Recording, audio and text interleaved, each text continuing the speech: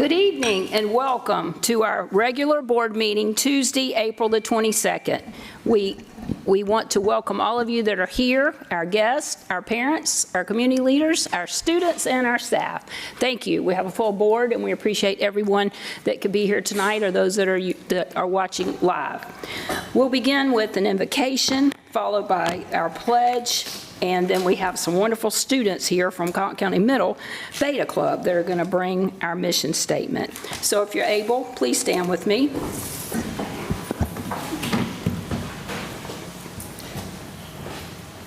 Dear Heavenly Father, we take a moment of silence to bow tonight for the friends, the school families from Hendersonville, the middle school and the high school, for Caden Fishburne.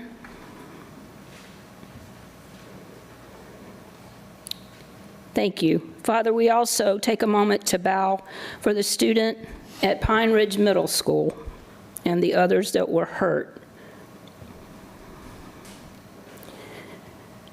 Father, we lift these things up to you, knowing you are our source of comfort. We thank you for your Holy Spirit that you gave to us for comfort. Father, we lift up those that are grieving in our family and then the Lexington family for the bus accident.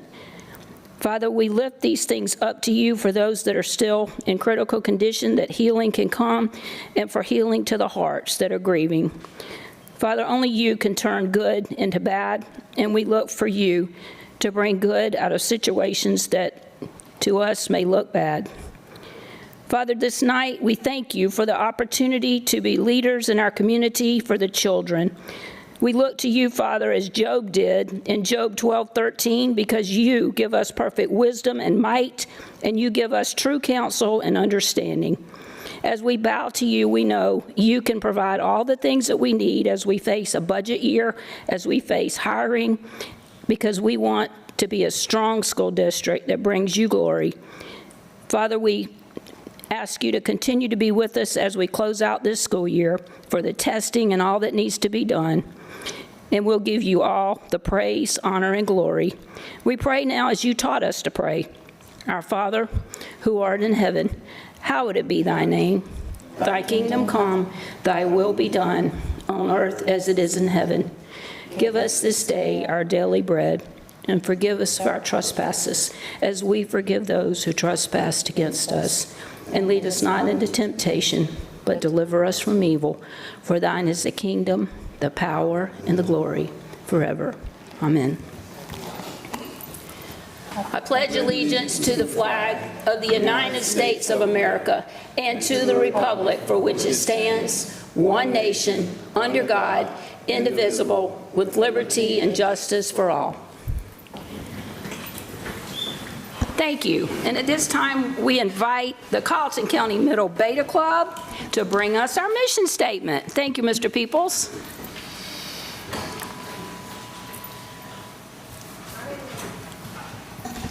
My name is Amaya Stevens, starting and ending our beta speech this evening.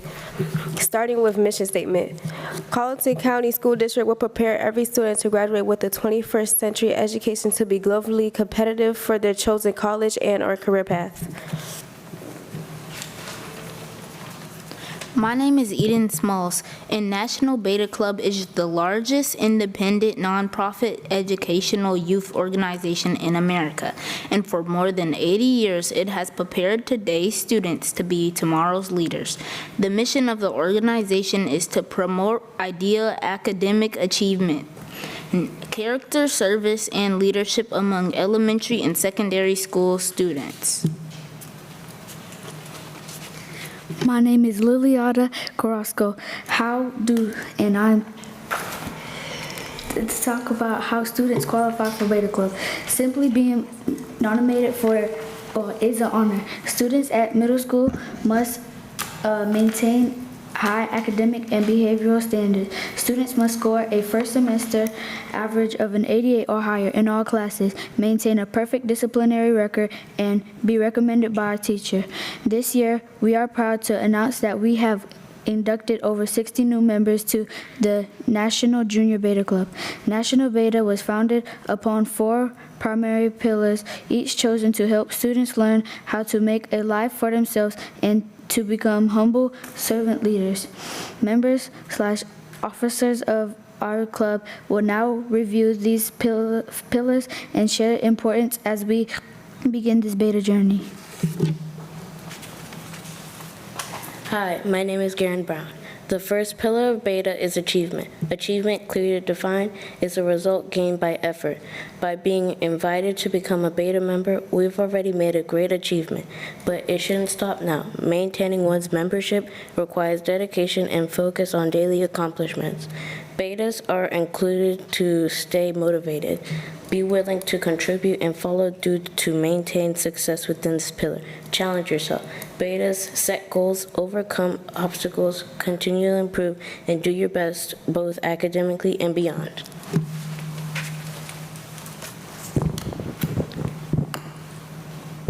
Good evening. My name is Cameron Lawson, and I'll be talking about the second pillar of Beta Club. The second pillar of Beta is character. When Beta's founder, Dr. John W. Harris, founded National Beta in 1934, he set out to create an organization that helped students learn to make a life for themselves. He knew that an individual worthy and moral character who understood charity, cooperation, honesty, responsibility, and humility would be able to move forward in life with the skills needed to work with others and give back to their community. By emphasizing character as one of the 4 pillars, we are being prepared for life and empowered to be successful. The fourth and final pillar of Beta is service. Service and leadership are closely tied for Beta members through the demonstration of our motto, "Let us lead by serving others." John W. Harris believed that it was not only our duty but a privilege to serve our community. Through service, you'll begin to think of others before yourself, Betas. I encourage you to make a habit of recognizing a need, big or small, in our school and community, then share it with your fellow members. Together, we'll work to address the issue and make an impact. The third pillar of Beta is leadership. Our generation will one day become the leaders of tomorrow. We'll need to learn how to properly translate vision into reality, to guide our fellow peers into the right direction through effective planning, decision-making, communication, and teamwork. But above all, we need patience and a willingness to lead by example. By becoming a Beta, we're already embarking on a path to learn these skills. Once gained, we'll be in a unique position to make a difference in our school, community, state, and beyond.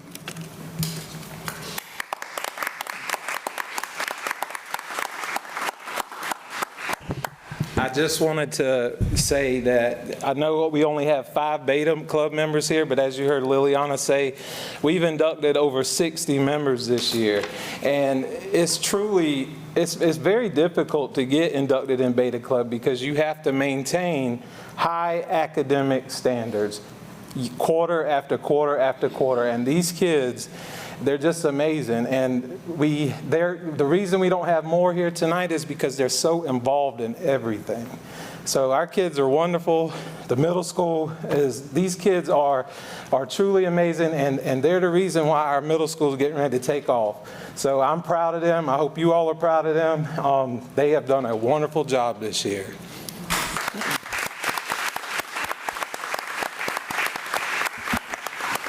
Thank you, Mr. Peoples. And students, we encourage you to take our seats one day or the seats of some of the leaders in the audience, and we welcome you and appreciate the things you're doing now as leaders. And I know Mr. Peoples is challenging you because when he taught science, he only wanted 100 on the state test, and I was amazed when my son did that. That's a real teacher.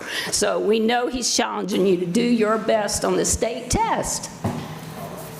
Thank y'all. Any other board members, former Beta members?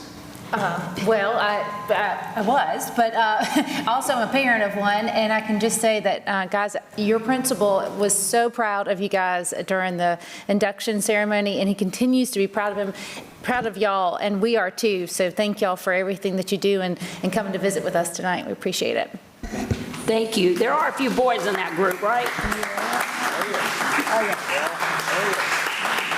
Thank you. And speaking for a past boy who was in Beta Club, congratulations. Thank you.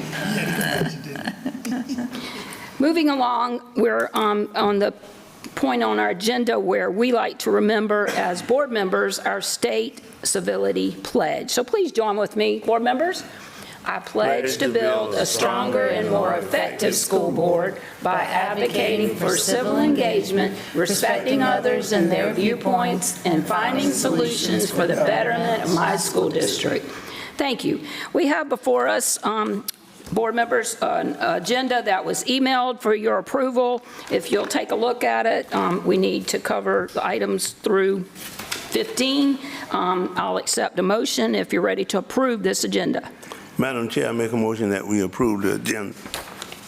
Second. We have a motion and a second, and we'll go as briefly as we can through the agenda to cover the action that's needed tonight. Do we have any further discussion? Hearing none, all those in favor, right hand. We have unanimous vote for approving the agenda. Thank you. Moving into our second part of our agenda, the chairman's report. We have some minutes that were sent to us. Thank you, Mrs. Hyman, for March 18th and April 8th. I'll entertain a motion that we've reviewed and want to approve those minutes. Madam Chair, I make a motion that we approve the minutes as presented for March 18th, 2025 and April 8th, 2025. Second. We have a motion and a second. Any discussion on the minutes? Hearing none, all those in favor, right hand. Thank you. Motion carries. Thank you, Ms. Hyman. Now, board members, I would like to give anyone an opportunity that wants to echo. We were able to participate in our yearly day at the Capitol, and we were happy to have 3 board members as well as our superintendent that were able to participate in that day. And we also, I joined them at the State House where we visited the state superintendent privately with 2 of our trustees from Beaufort. So we had a wonderful day, and I'll let others talk, and then I'll echo. Well, it's an annual event that we, as school board members, try to make sure that we visually and physically see and discuss with our state legislators our needs and let them know, what's important to us as a school district. And so Mr. Cunningham and Mr. Nixon and I and Ms. Williams were able to speak to some of the representatives that represent our community, both in the House. The Senate was unfortunately not in session, but we were able to contact them individually and let them know what's important to Colleton County and remind them of what our needs continue to be, and to thank them for the increases that they continue to consider for public education. And it's just a good opportunity for us to speak with them directly and remind them of the work that we do here in our school district. Others? Well, I really enjoyed that day. It was a very special day, and especially when we went to see Superintendent Weaver. It was a nice, beautiful building, and she really was first class, treating us like we were royalty, so it was a wonderful day up there. Mr. Nixon. Thank you. Again, to agree with everything that has been said, it was nice talking with our state representatives because they get to look in our face when they answer questions we have, as opposed to sending a piece of an email. And so it made a difference, I hope, in some of their thinking and some of their work process going forward. And it was also very nice to meet with Superintendent Weaver. Yes, thank you. Superintendent Williams? Yes, I just echo everything that everyone has said, and I just wanted to say that it was great advocating for our students, our teachers, our staff. It was just great seeing our legislators there and them taking the time to meet with us and talk with us face to face.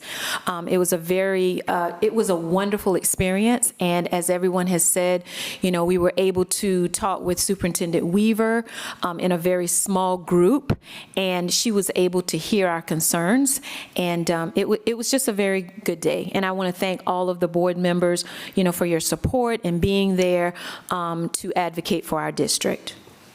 I'd like to share that as we were meeting with Superintendent Weaver, it was the day after we had just had our March board meeting, and we talked to her in private, and some of the things she echoed were things we had just talked about and had heard, such as our reading initiative for summer.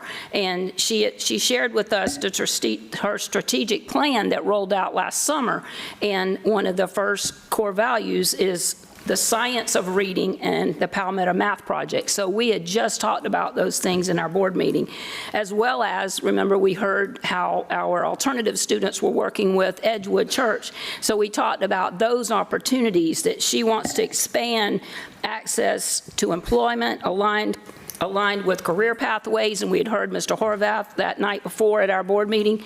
So we're right in line with things we see the state strategic plan doing, so that we have apprenticeship and work-based learning opportunities, which we're hoping to expand for our students. She also mentioned that our state is working on a new civics and character and resilience education called CARE, and former superintendent, who's from the Low Country, you might remember, Molly Spearman, is really leading that charge, so that we can have resources to develop informed citizens equipped with vital life skills. And finally, she wants to build statewide networks of our businesses, faith, and nonprofit volunteers to support our students and teachers and family. So I just felt it was a dovetail into the meeting we'd had in March, where we had heard reports from curriculum and from our adult ed and from our alternative school, that we're right in line with some of the 3-year goals. By 2030, our state hopes to have 75% of our students at or above grade level. And she really emphasized that we want our children ready for college, careers, or military. And she believes that we need to have our kids, thinking about what it is they want to do. So it was a wonderful opportunity to thank her for coming to be with us when our scores came up, and just to make us feel like we're a part of the state program. She even has hired a liaison to work with our school boards, which we've not had. So we just appreciate the alignment that she is making with school districts around our state. So we hope that we can continue with that as we prepare our strategic plan with the state plan. So moving on, thank you, board members, for being there, and I have copies of that if you'd like it. It's a one-page that I can share for those of you that weren't able to be there. Please be reminded that the Rice Festival Parade is Saturday, and if you haven't been able to talk to Ms. Hyman, she has shirts ordered, and she hopes to have those here Thursday for us to pick up. There will be a booth we can visit by the school district, as well as the float, so we can be a part of that. Not on the agenda, but adding kudos to all those that organized the kickball today. Several of us were able to attend, and we are happy for all the fifth graders that participated, but shout out to Forest Hills and Northside this year for taking home the trophies. We know Bells and Hendersonville have done it several times, right, Mr. Murdoch?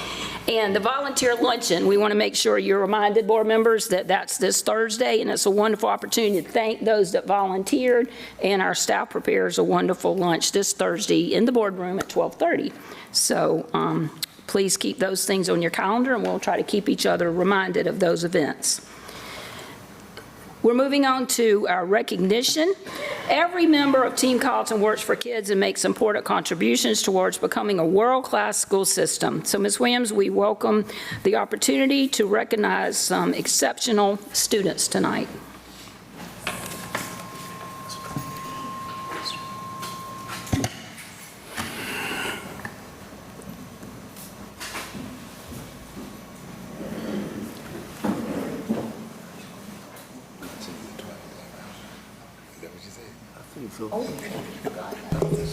Thank you, Chair Strobel, and I'd like to say good evening to all of our board members, and good evening to the public.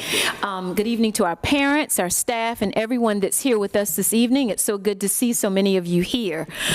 This is like the best part of the board meeting, where we get to recognize our students for all of the great things that they do and for going above and beyond. So I am going to call your names, minutes, and I want you to come up, and then after I have everyone up, then I'm going to read a little about you that was written by your teacher and or your principal, okay? So this is a great moment, a great moment.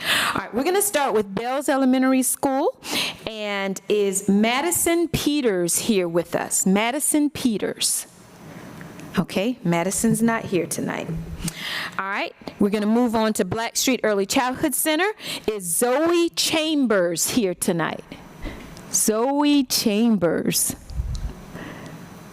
Zoe's here? She was a little early. She's here. Come on up, Zoe. Let's give Zoe a round of applause as she comes up.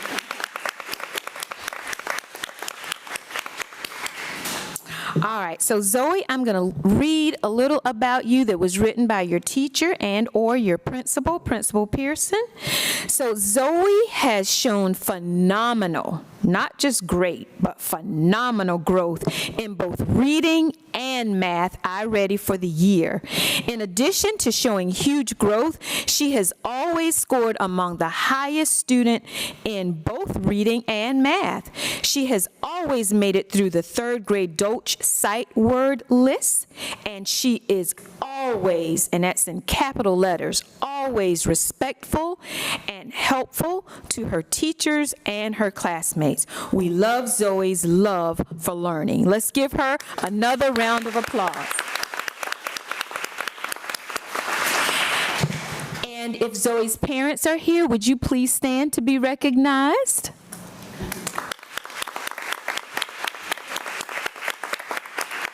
Thank you so much. And I don't think Principal Pearson is here. Okay. All right, we're going to move on to Forest Hills Elementary School. Is Christian Obasoyan here? Yes, coming on up. All right, so I'm going to read a little about Christian that was written by your teacher and or Principal Garino. All right, so Christian has gone above and beyond and demonstrated remarkable growth in both academics and behavior, showing a newfound dedication to his studies. Through resilience and perseverance, he transformed into a better cougar cub, inspiring his classmates to strive for excellence right along with him. So let's give Christian another round of applause. Awesome job. And we're going to ask Christian's parents, if you're here, would you please stand to be recognized? Thank you. Principal Guarino, is he here? Okay. All right, we're going to move on to Hendersonville Elementary School, where we are recognizing Sahara Gwynn. Sahara Gwynn. Okay, Sahara's not with us tonight. So we're going to move on to Northside. Victoria Lee. Victoria's here. Victoria, this was written by your teacher and or Principal Behe. Victoria is a 5th grade student at Northside Elementary School, and we would like to recommend her for the Above and Beyond Award. She joined our class after being homeschooled for the last few years. Her attitude is nothing but positive. She puts in 110%, not 100%, but 110% effort in everything and that's your teacher, ask her to do, despite the fact that it could be a little difficult for her sometimes. Gabby is always attentive in class and actively participates in whatever activity we are doing. She is trying so hard to improve her reading and works on her iReady at home because she is so determined to pass the 5th grade. So let's give Victoria a round of applause.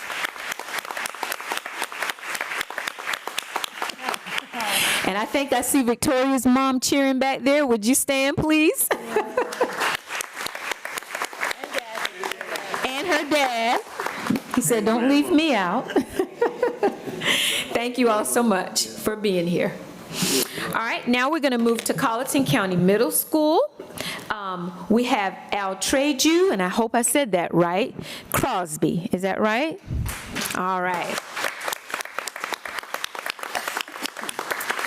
And I see Principal Peoples is here as well. And this was written by your teacher and Principal Peoples. And they say that Altreju is always volunteering to help others. He assists in the cafeteria every day. Not one day, not 2 days, but every day. And he's always willing to lend a helping hand no matter what. If it's a student or staff member, he helps them. It does not matter. He's very respectful and an all-around great student. So let's give Altreju another round of applause. And we're going to ask his parents, if you're here, to please stand as well. And his brother's here too. All right. Now we're going to move to TCTC. Mr. Joshua King. Is Joshua here? All right, Joshua's not with us tonight. All right, and last but not least, from the Colleton Adult Learning Center, Courtney Groves. Courtney Groves. Not here, okay. Well, I just want to say to all of our above and beyond students, keep going above and beyond. Remember, there's greatness in every one of you, and thank you for doing a wonderful job every day at school. Keep being respectful, keep doing the right thing, keep focusing in on your academics, because it's going to take you a long way. So congratulations again.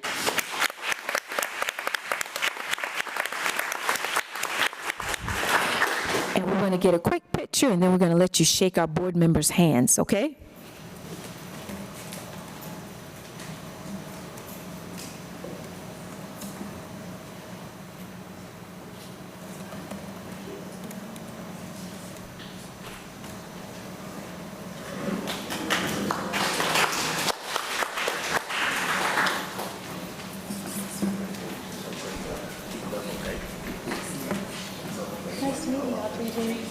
Thank you for being a helper. Sorry, Victoria. Good job. Thank you. Hi, Zoe. Congratulations. Thank you.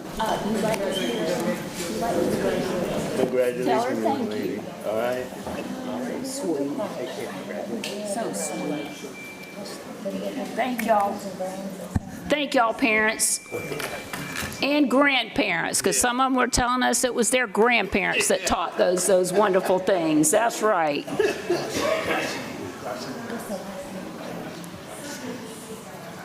Thank you, Mr. Peoples. As we move on, board members, we appreciate you, Ms. Williams. Anything else for recognition? That's all the recognitions for tonight. Thank you, thank you. Thank you. So good to see our students that shine and hear others tell us about it, so they get some positive in their day. Is there any public comment tonight? Thank you. We'll move on. Any old business, board members? Any new business? Madam Chair, at the March 18th meeting, the board voted to extend Superintendent Jessica Williams' contract for 1 year or until June 30th, 2026. Mrs. Williams informed the board that she would be stepping down as superintendent at the end of that term, sharing her belief that she has been placed in this role for a season, and she will have fulfilled her intended mission and will be leaving the district in a stronger place. Of course, this board is very grateful for Mrs. Williams' willingness to step into the role of superintendent in June of 2023. She has provided much-needed stability while leading our school district.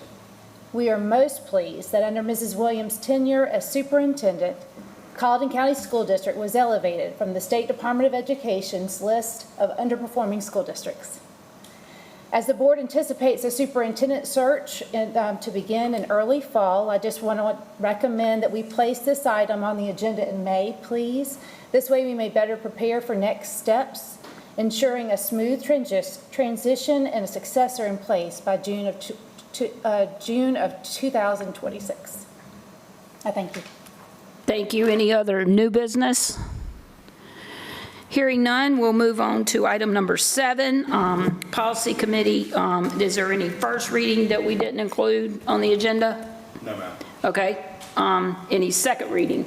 No, ma'am. Okay. Any plans for a meeting for any information we might need to receive in May? We will have an update on that soon, Madam Chair. Thank you. Policy Committee. Madam Chair, I'd like to ask the Policy Committee to take a look at the dress code for bells and the dress code that we have allowing students to wear hoodies to the school when the weather's bad or whenever, but allowing them to do that. That's what I'd like for them to look at. Thank you. And any others that want to add, you can always contact Policy Committee or contact me or Superintendent Williams. We'll be happy to get it to them. And we appreciate our Policy Committee and those that serve to do extra, Mr. Nixon, Mr. Cunningham, and Mr. Irwin.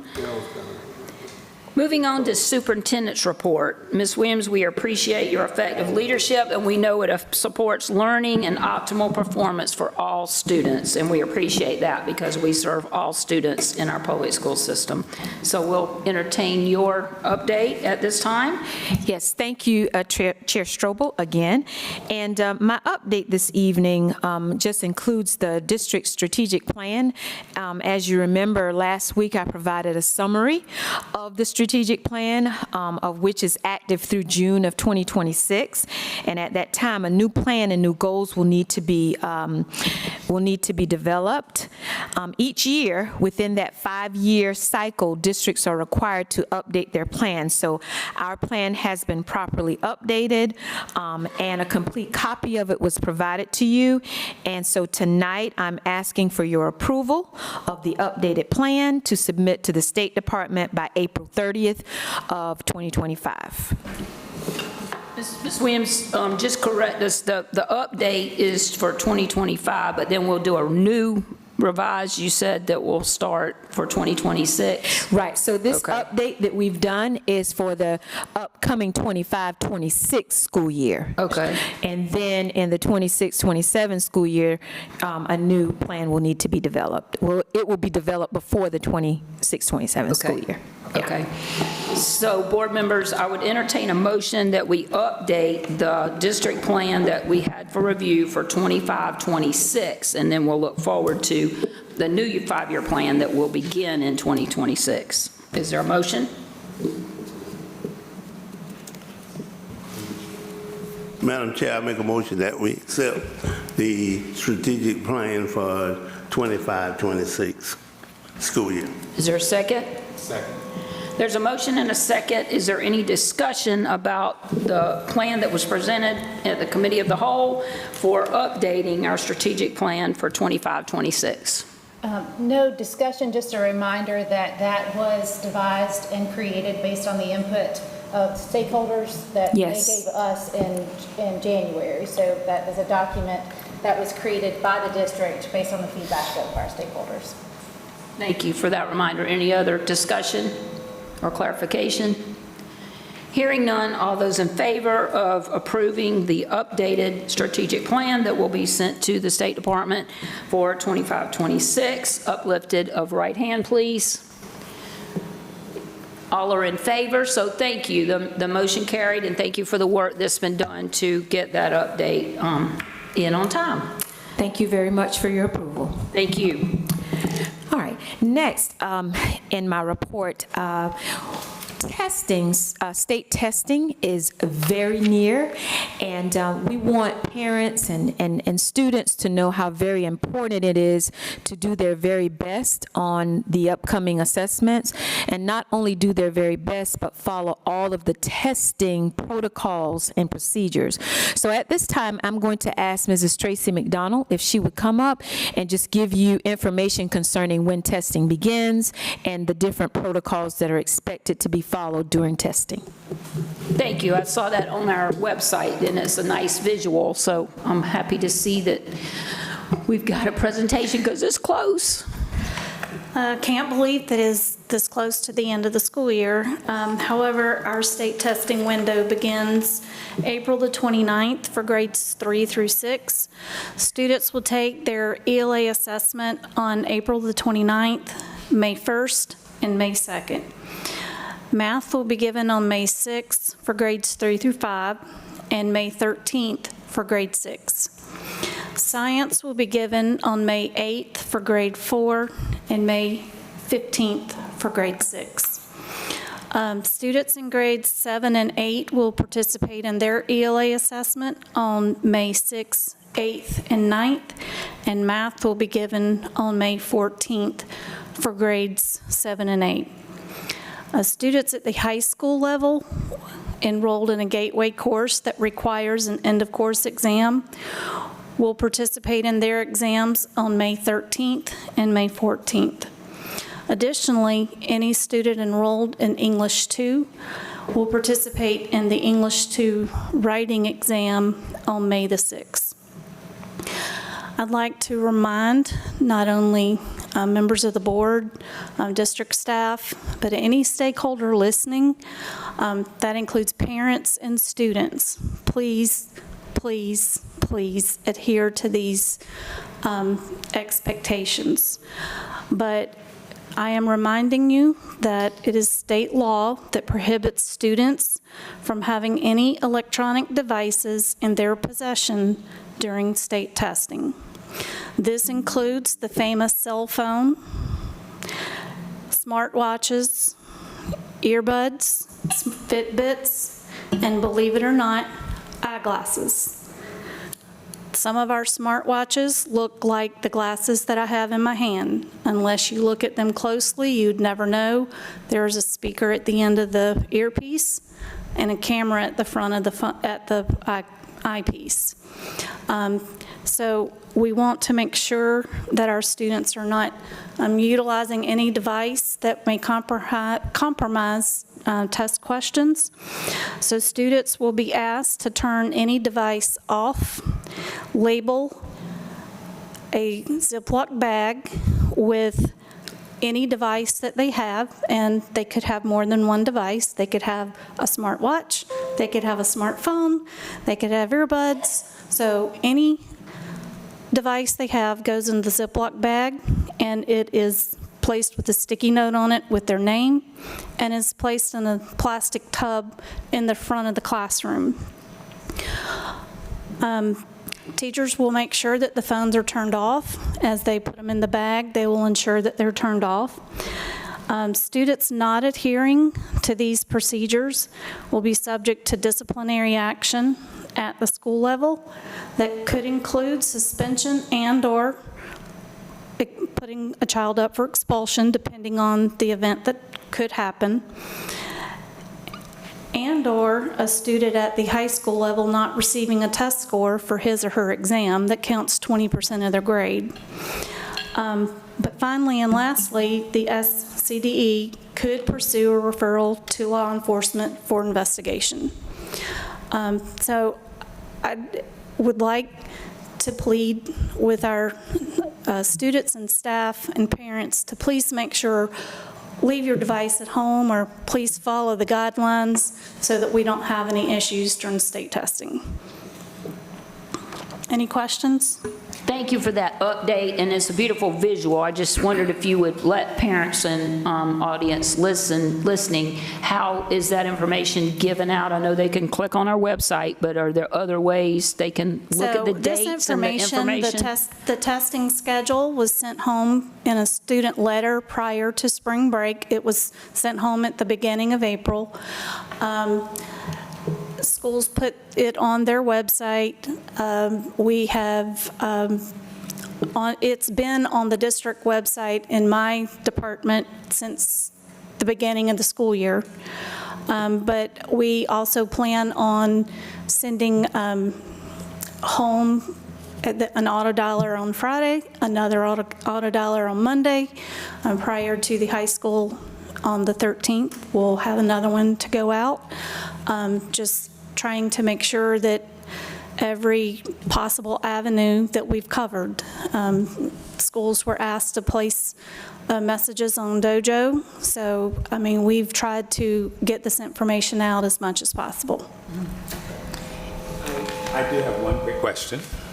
On the subject of the audio glasses, I recently was gifted a pair, and they look exactly like my prescription glasses.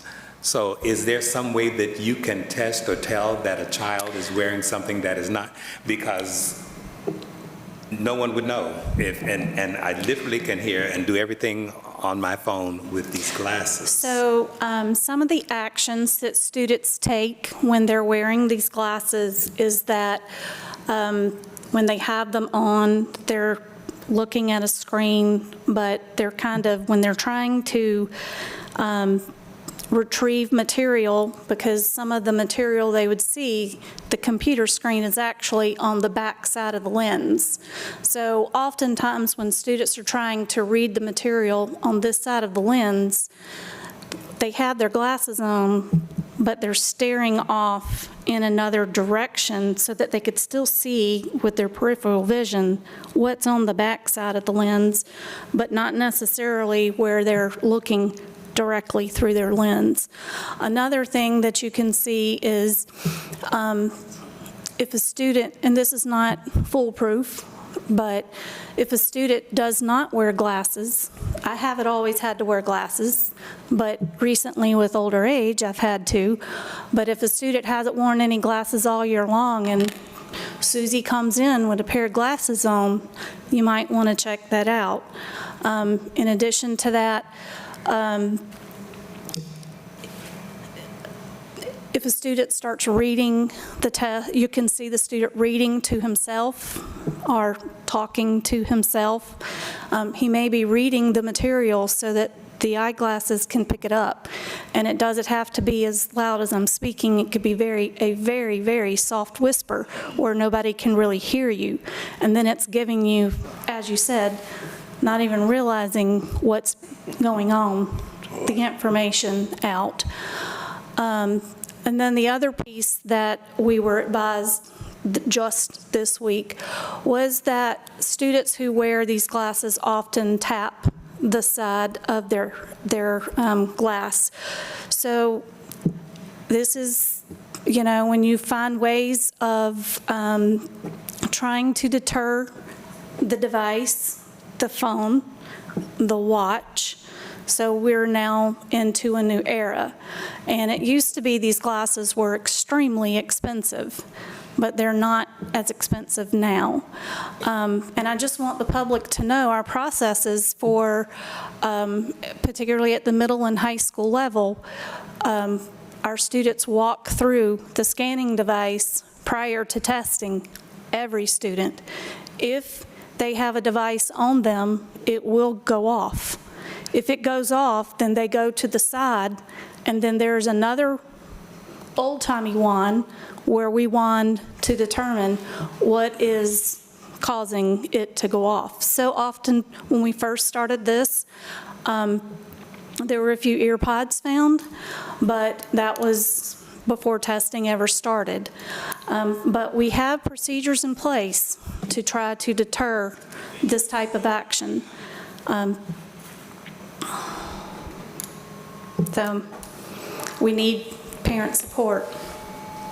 Madam Chair, if I may. Yes, thank you for sharing that, so we're more aware. Other questions? I just want to say that I have definitely referenced on the website the testing schedule, and that's super helpful for a parent to understand or to book appointments and make sure it's such a busy time of year, you don't know, and parents should be referencing that testing schedule when you are scheduling, physicals or eye doctor appointments or orthodontist appointments so that you're not missing. But having sat in the parent council and listening to other parents, they consistently want streamlined communication, and so sharing the testing schedule on social media would be a benefit, I think, to parents so that they although I know I've received, information, although 5 days later, with a flyer from the school. I think social media would be helpful at this time. People are just coming off of spring break and are rushing towards the Fun of Rice Festival, so it'll be a good reminder if it could be sent out that way as well. And your reference to 5 days later is because it's in the book bag? Yes, Yeah, sorry, not yes. because the school didn't send The it, school right. did the, yes, but, Right. I get the crinkled version 5 days later. I have one more question. How about a person that wear glasses, and they got that tight glass? What do we do about that?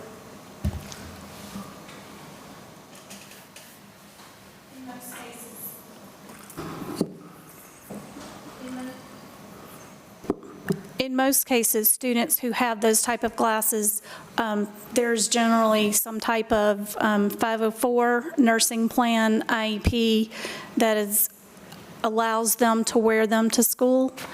And then if that is the case, we have to contact the State Department about the specific guidelines in doing so. I mean, most of the time, you have a prescription glasses just for the glasses. If there is, for example, glucose monitoring or something like that, that app is on the phone, not the glasses.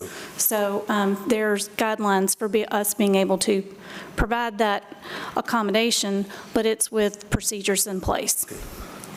Thank you. And I also wanted to add, this was Secretary Whitcon's concern about making sure we communicate this information.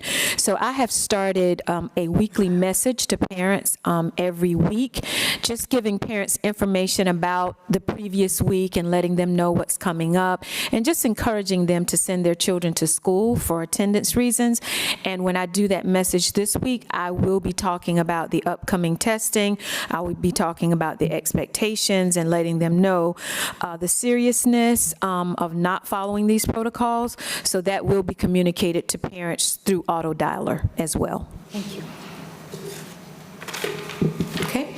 All right. Next, in my report, we have a request for a new course. The course is Bridge to Geometry, and I'm going to ask Ms. Laura Johnson, our math content specialist, to come up to tell you about this course, and then we're going to ask for your approval.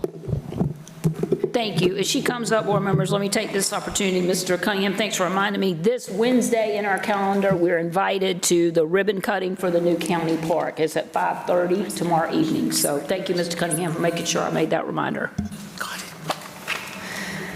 Good evening, board members. Thank you for this opportunity.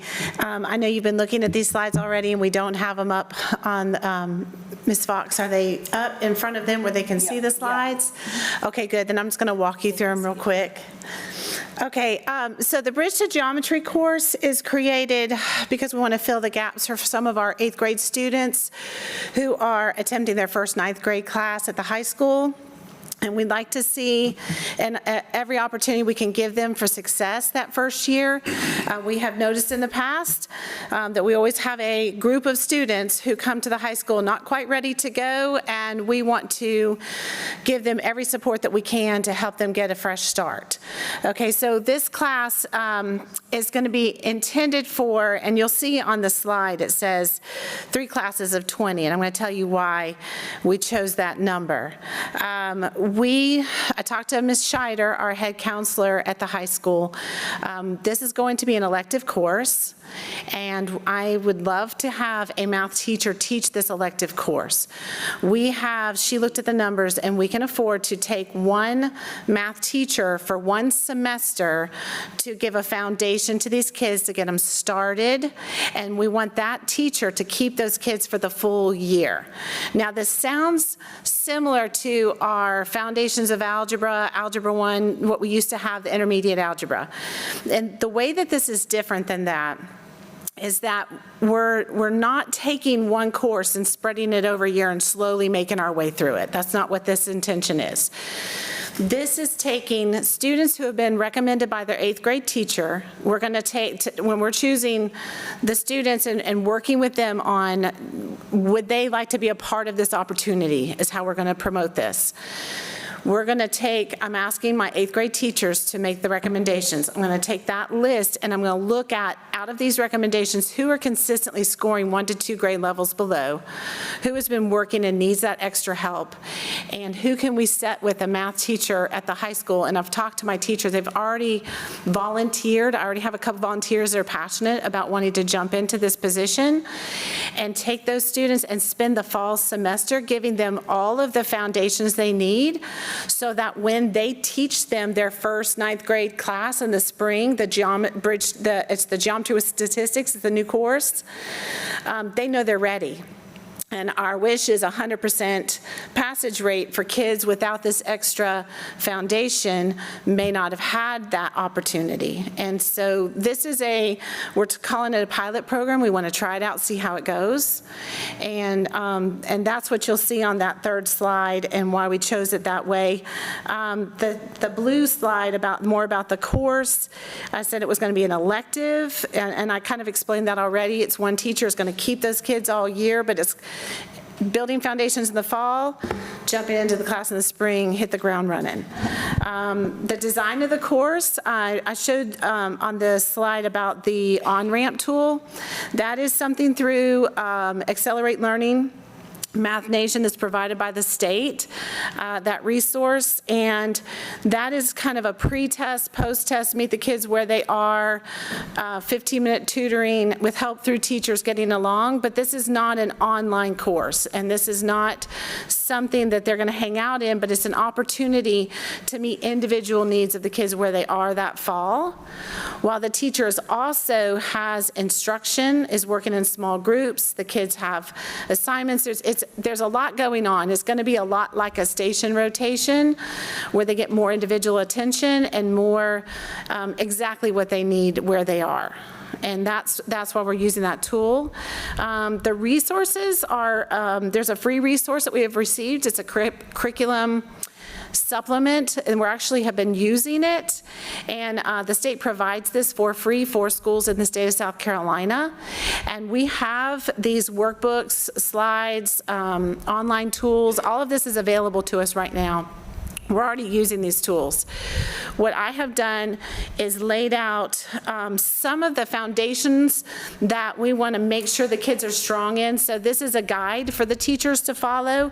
When I say this is a curriculum guide and it's built saying this is exactly what we're going to do, that is not what I'm going to ask my teachers to do. I'm going to ask my teachers that this is a guide that I would love for you to follow, but you need to meet your kids where they are and fill in those gaps that you see and keep working them, building them up so that they're ready for their course in January.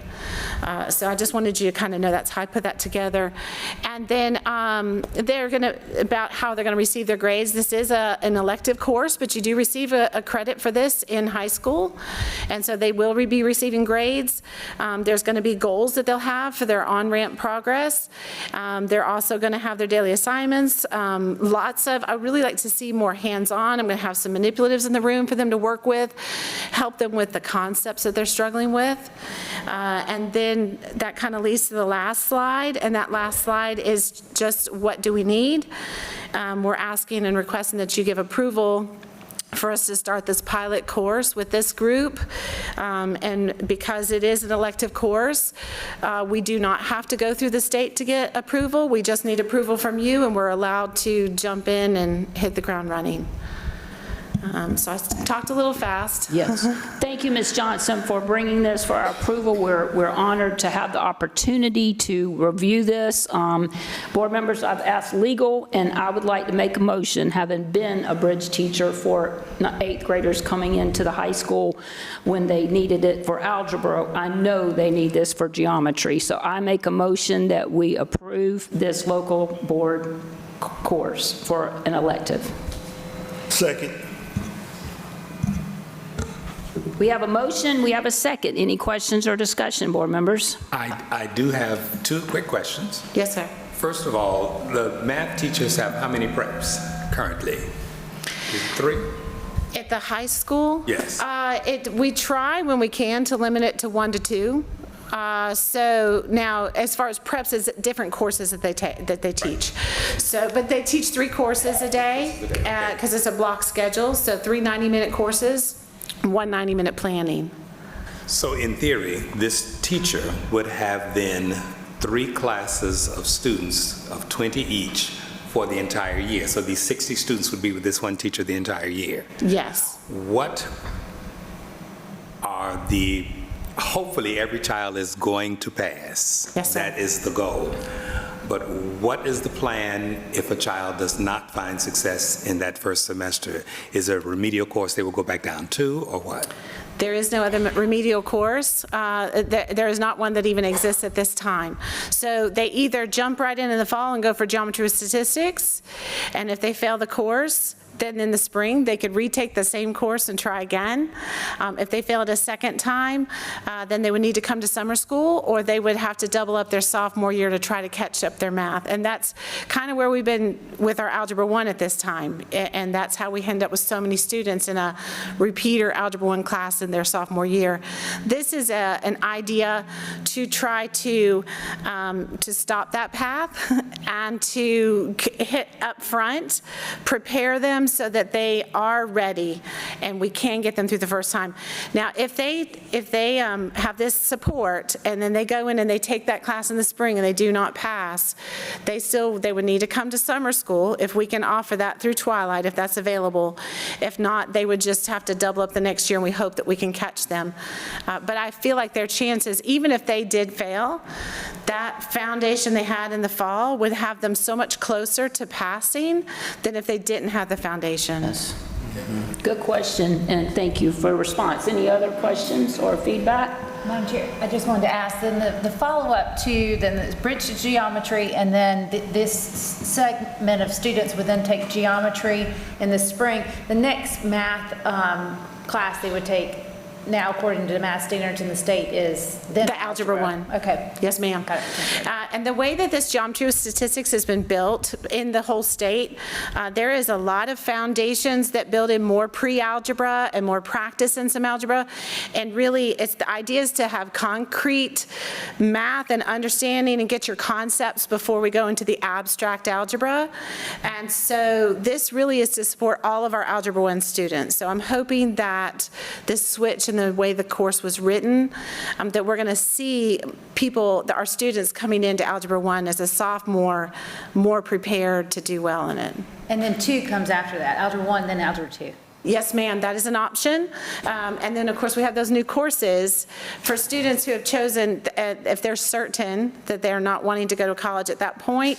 We have 2 practical math, real-world classes that are available to them that are more towards the workforce or practical, what they could actually use for a lot of them. And there's also that route that they could go, geometry with statistics, Algebra 1, go into the practical field and say, I'm going to take one of these reasoning and mathematics or applications and modeling, and after 1 year of that say, I changed my mind, I think I do want to go to a 4-year college. They can still change their mind and do Algebra 2 their senior year if they want to, which is what they would have required to get into a 4-year college. So there's a very nice flow of classes where they still have time to change their mind. We just really, at this point, want to get them off on a good foot so that they can keep up with everybody and kind of fill in some of those gaps that they're struggling with. Madam Chair, Thank if I may. Ms. Johnson, first, I just want to say thank you for taking the initiative. Anything we can do to kind of alleviate and kind of catch our students up. We know that there's this great learning loss gap that we have, and so whatever we can do to recover for that. Thank you very much for the initiative in this program. My question is just kind of, as Mr. Nixon kind of alluded to, the goal is to have 3 classes of 20. Since this is an elective and not a required course, is there any concern about the students not being interested in signing up to this class?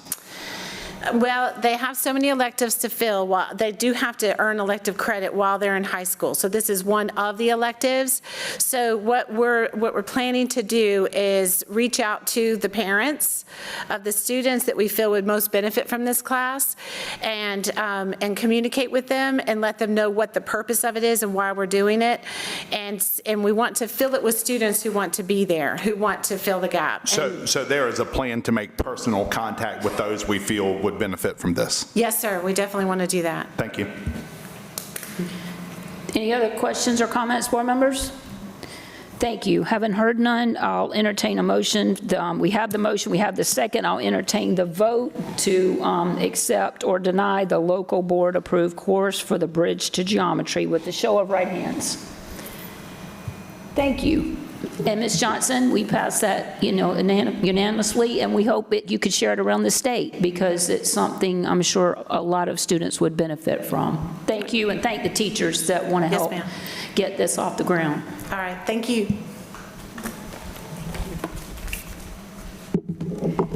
I want to thank Ms. Johnson as well. Thank you so much, and the entire curriculum and instruction team for their collaborative efforts. Thank you once again. Okay, next I have one overnight field trip that I would like to ask for your approval. This is trip number 4051. The dates are August 1st through August 3rd, and this is actually a team building overnight camp. So the students aren't traveling anywhere, but they will be staying overnight in order to participate in this team building camp. And the sponsor of this is Coach Adam Kinlaw. The number of students is 70, and the number of adults is 12. Board members, this was sent by email. I think some of you don't see it maybe in board docs, but it was in an email from Ms. Hyman to review. It's not out of town. It's just overnight is why it's coming to us as a sports camp. So I'll entertain a motion that field trip has been submitted and reviewed by administration, and it's being given to us for approval for an overnight sports camp. Madam Chair, I make a motion that we approve the overnight field trip for the athletic department. I'll second it. We have a motion and a second. Any questions or discussion? I know some of you weren't able to find it, but I did see it in our email. Yes, I do have one, Madam Chair. The dates are August 1st through the 3rd, but there's only one overnight. So is it two overnights? Because it's the 1st through the 3rd. That sounds like 2 nights. So it's 2 nights, okay. To spend the night of August 1st and then the night of August 2nd, and it'll be over on August 3rd. Okay, I was going to ask Ms. Johnson to teach us that new math or something. Wasn't sure. Okay, thank you. Good catch for a music teacher. Wait. We got to give related arts credit, don't we? Thank you. That is the weekend before school starts. Thank you. It's the weekend before School starts. school starts. Okay, so thanks for that information. We have a motion and a second. Any further discussion? Hearing none, all those in favor for the 2 nights overnight for the sports camp, please show by raising your right hand. Those opposed? Let the records reflect we had 1 opposed and 6 in favor. Thank you, Ms. Williams. I will now ask Mrs. Hamilton if she will come up and give human resources updates.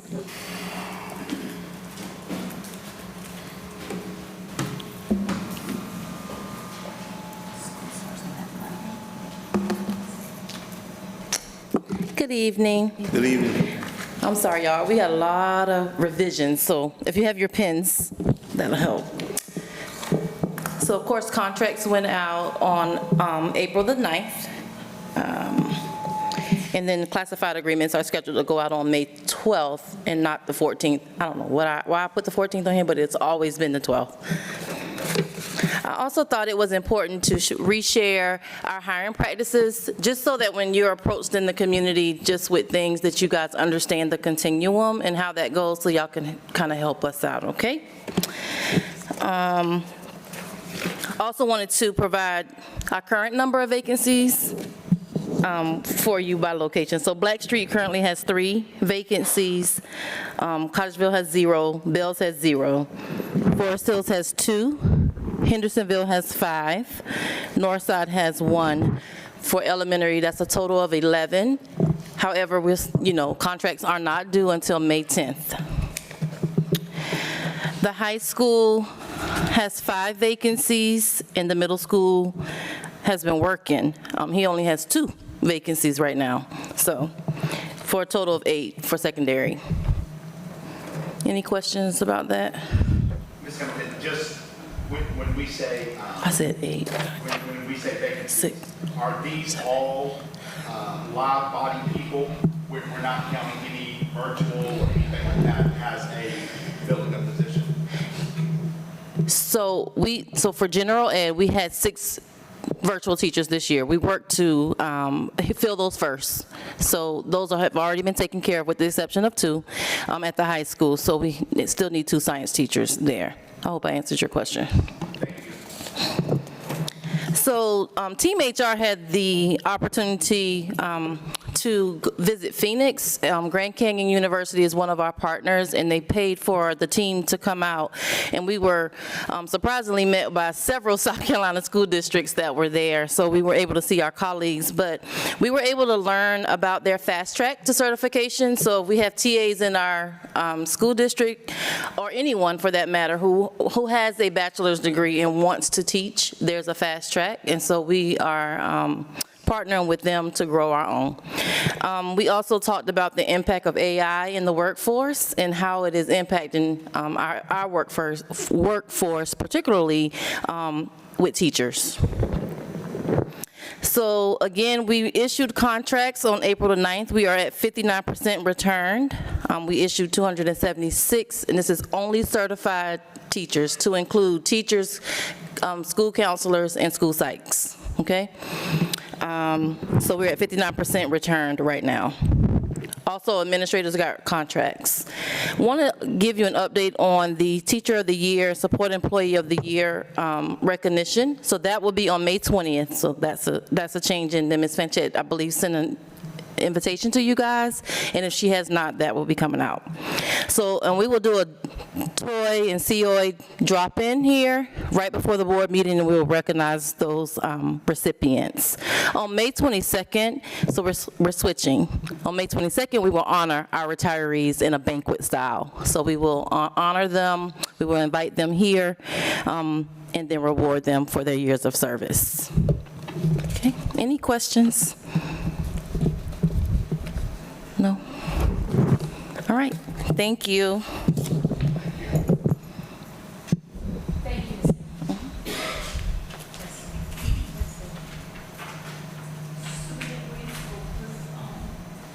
With your report with finance. I will call Ms. Barrett to come up now to give you the finance report.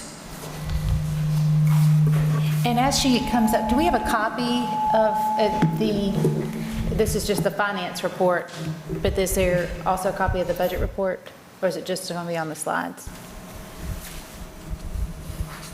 Do you want a copy of all of the budget reports that we sent? Well, I don't have it in board docs. Yeah, it appears none of our reports are in board docs, so we can't pull them up. They were sent in an email on Thursday of last week. My apologies for not being in board docs. They were sent to the board last Thursday. Okay, I'll try to follow up. But this budget reading report is it the same one that we're? No, I am going to present the budget. Okay. Ms. Barrett is going to give you the finance report. Okay. But Ms. Hyman does have copies. Do you have copies of the report of the budget that I'm going to present, Ms. Hyman? Yes, she has copies for you. Sorry, I got ahead of you, Ms. Barrett. Well, you don't have my financial reports, but it's the normal financial report that we have every month, and once you receive it, if you have any questions, let me know. But I do have an update that I wanted to give you. The district received a sub-assessment. This is for all of our federal funds, and the sub-assessment tells us how sub-recipient risk assessment tells the district how well we are doing with handling all of our federal funds. And we are graded based on certain criteria, 10 criteria that we are graded on. And some of the main ones we talk about is fiscal compliance, performance, fiscal stability, the program compliance, quality management, and for the last 5 years, which is the 5th year, we have received a score of 10, which is the lowest that you can, one of the lowest that you can receive from 18 to 0, and we receive a score of 10. And this is by the State Department of Education, meaning that we have done really well with how we handle all of our federal funds, and they haven't found any kind of problems the way we deal and handle our funds. Any questions? This report's moving, but it's not matching what she's saying. Is this? Okay. Well, we just got this hot off the press today. Yeah, we just received this today. Yes. And we just wanted to bring forth the information to you. But normally we get the report every year. Okay, thank you. And I don't know what's on the screen that, you have any questions? Sorry, I was trying to follow the. Okay, but if you have any questions, just please let Ms. Williams know, I'll be glad to answer. Okay, board members, correct me if I'm wrong, Ms. Barrett, but everything you said except for the information you just received today, which was good news from the State Department you were giving us, because I was copied as a board chair. Thank you for that. But the rest of the information you were providing in your normal report was in our email, correct, Ms. Hyman? The financial report was in our email, just not in our board docs. So if you can make sure that's available to board members, and is there any action needed on any of your? No, none of those. Thank you.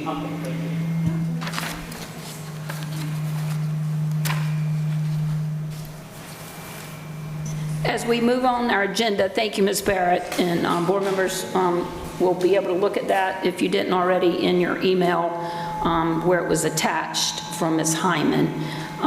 If you need to review or ask any questions. And we'll move on to 9.07. At this time on our agenda, we have the 2025 school year budget first reading, and we'll receive presentation from Ms. Williams and her staff.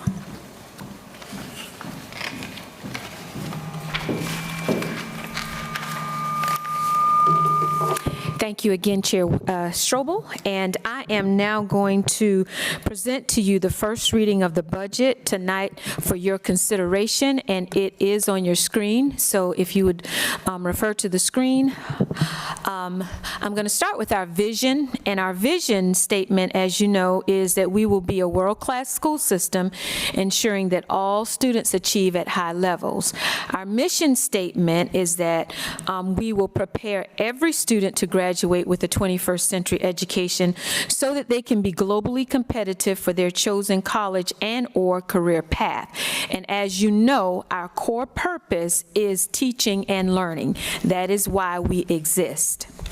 So if you look at the next slide, it says budget updates. On the next slide.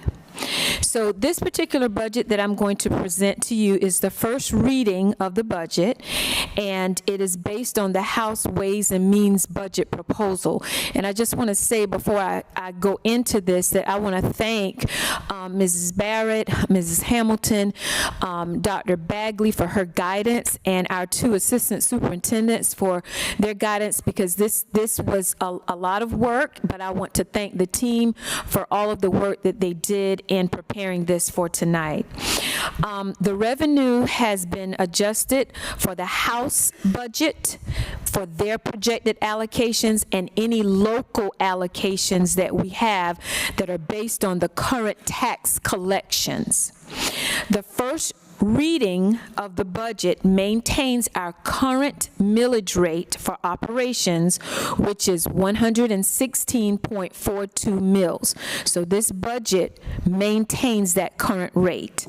And also, the Finance Office is monitoring the budget's progress in the Senate, and they will make the necessary adjustments for the second reading. So this is the first reading. So I just want to point out that there could be changes between this reading and the second reading, okay?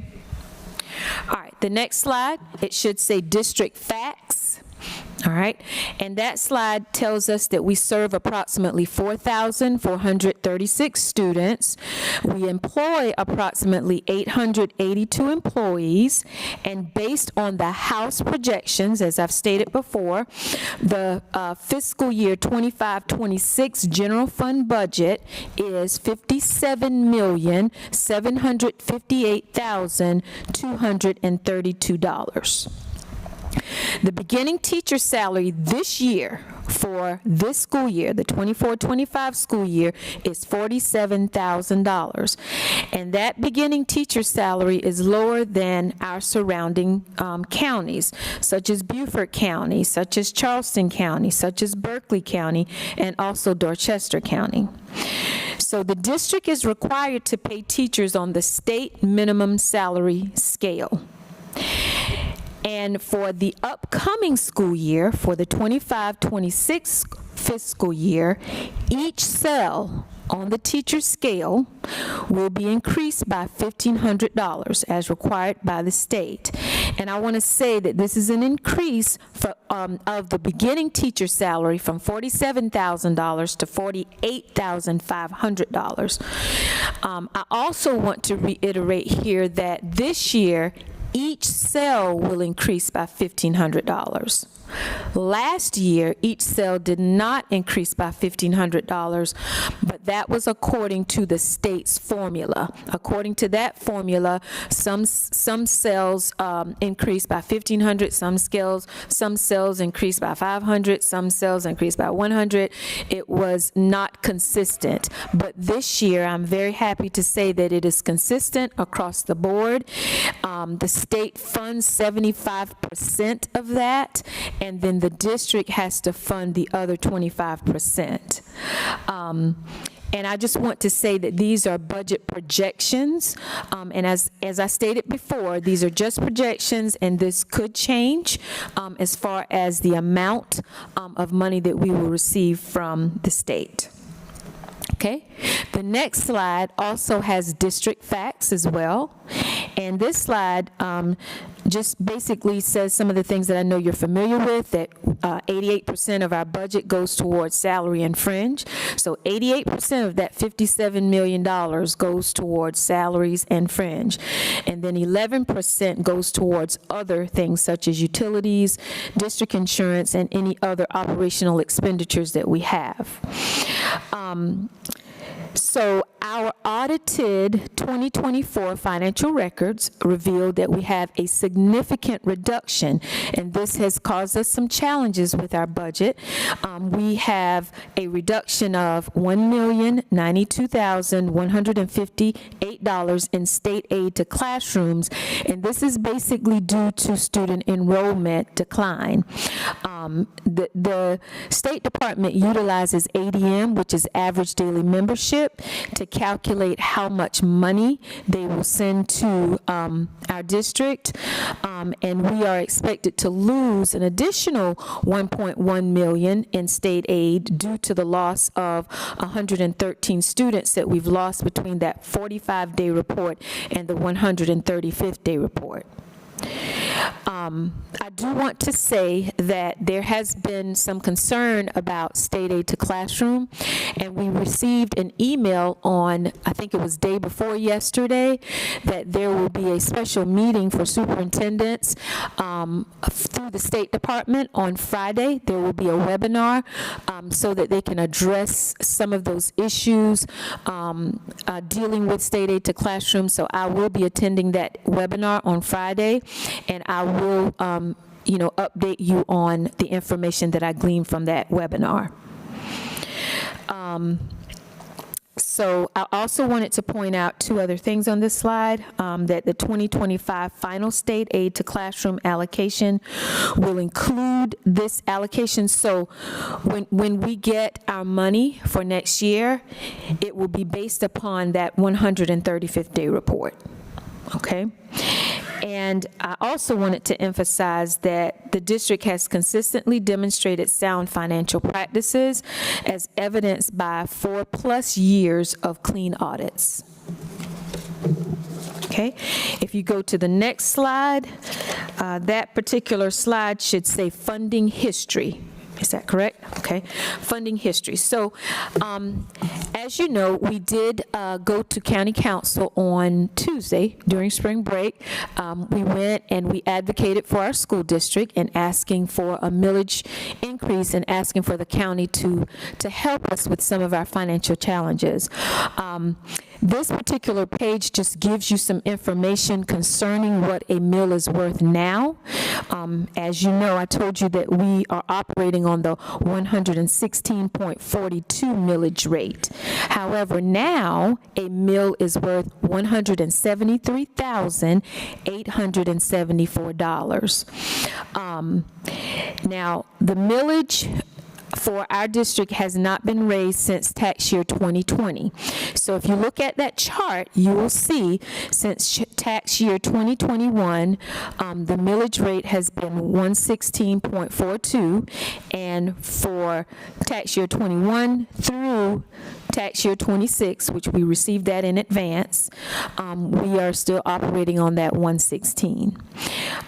And that last column where it says total amount, at the bottom it says 4.976274.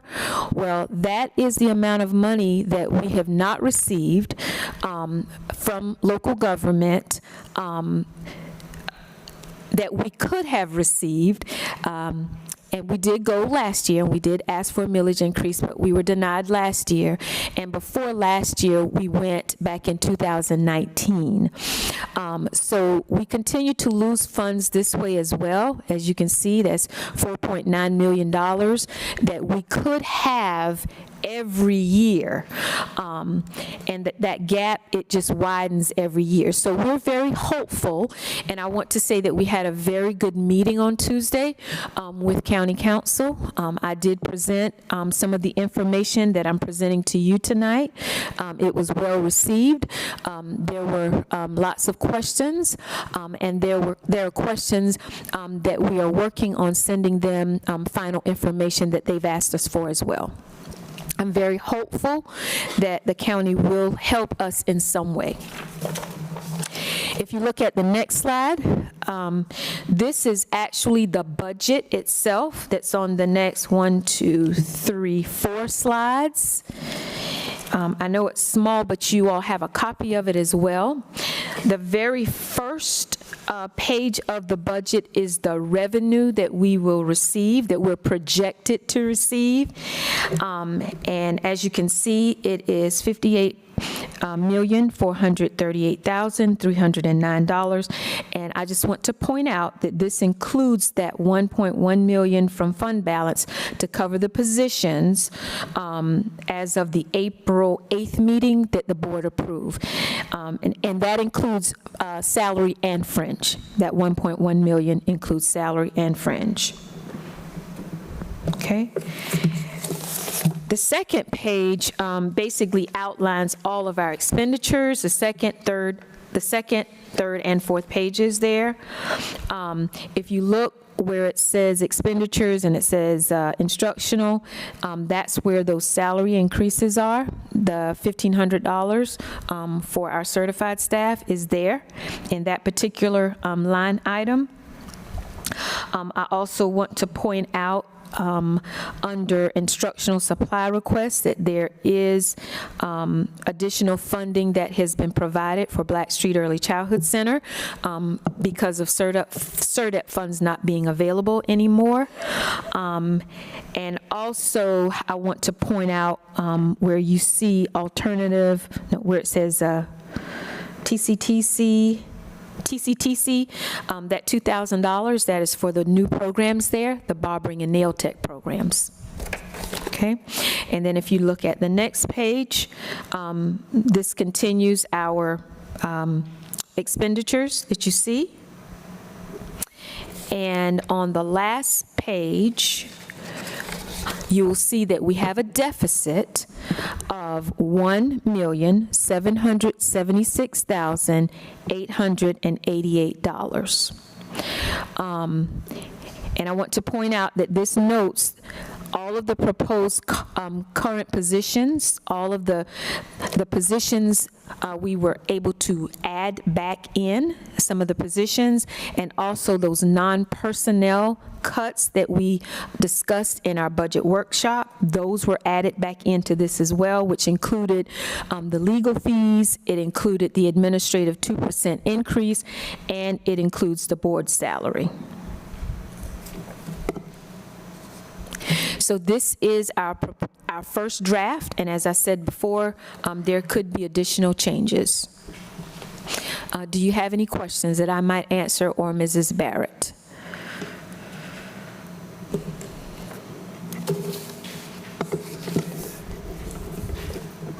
Come on. Superintendent Williams, could you explain to me what the increase of $35,000 for the school board budget is? Yes, sir. That is for the superintendent search.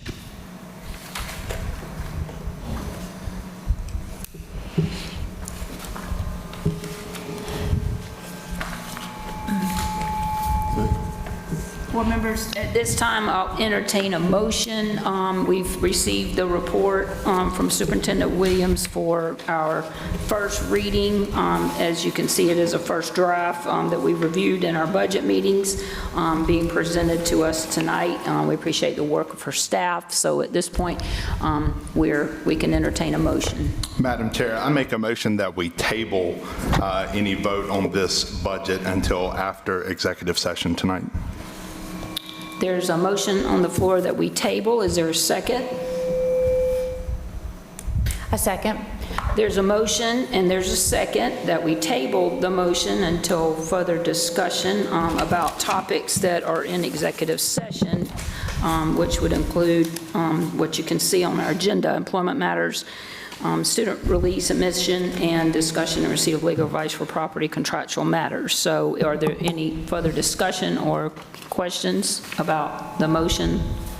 Yes, Madam Chair. I just want to be able to say that in tabling this and better understanding it for this first reading, I think that understanding the deficit as it is presented, this is not a balanced budget, and there are a number of positions that are under consideration in having in the budget or not. And so the information from the HR department is obviously beneficial for complete and total understanding as we pass this budget. A number of things were discussed as you presented, Ms. Williams, that the board has to consider. And a lot of those things are very specific to HR, specifically the CEL increase to $1,500 for certified individuals, how our district is going to handle that, and that's mandated by the state. The increases to our classified staff, and also a very important part of consideration for this year's budget. We've got to make sure that all of our staff receive the pay increases they so desperately deserve. Also under consideration are the salaries of this board. If we cannot pay our staff, then this board shouldn't get paid. That's also a consideration. So under the discussion of employment matters, I look forward to some clarification so that I can make a better judgment on the passing of this budget. Any further discussion? There's a motion and a second. Board members? Hearing none, there's a motion and a second that we table the first reading until after executive session. May we show right hands, those in favor of a table? Any opposed? Let it reflect it was a 5-2 vote that we table until we come out of executive session. Thank you, Ms. Williams and your staff and board members for your consideration. Moving on, Ms. Williams, next item on our agenda is academic and student affairs, and we know our core purpose is teaching and learning, which we reviewed with County Council and our superintendent of our state, Superintendent Weaver, as well as our state delegates when we were able to meet with them. So, Ms. Williams, we would invite interim assistant superintendent report from Dr. Khadijah Jenkins. Okay.